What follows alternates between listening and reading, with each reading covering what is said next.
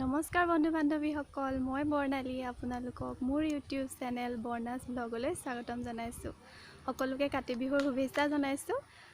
আৰু আজি মই আপোনালোকক দেখুৱাবলৈ লৈছোঁ শ্ৰী শ্ৰী অষ্টভুজদেৱ প্ৰতিষ্ঠিত বৰভেটি নামঘৰ।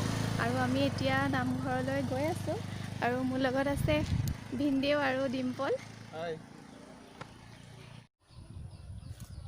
এয়া বৰভেটি নামঘৰলৈ যাবলৈ লোৱা ৰাস্তাৰ গেটখন দেখুৱাইছোঁ। আমি বৰভেটি নামঘৰ পালোহি। এতিয়া নামঘৰৰ ভিতৰলৈ যাম, চাকি দিমগৈ।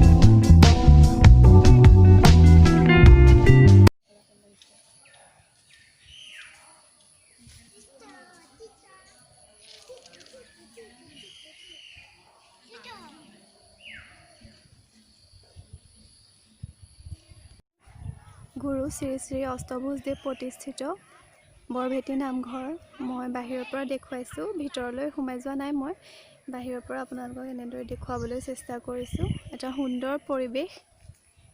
এফালে ধুনীয়াকৈ এখন দলং নিৰ্মাণ কৰা হৈছে, ইয়াৰ তলত পুখুৰী আছে। এটা সুন্দৰ পৰিৱেশ।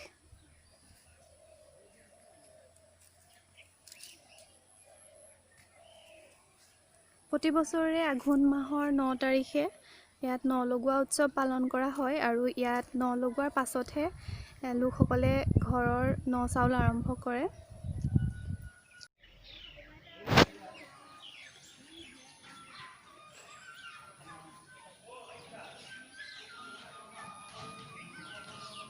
এয়া নামঘৰৰ পৰা যাবলৈ ওলাইছোঁ এতিয়া।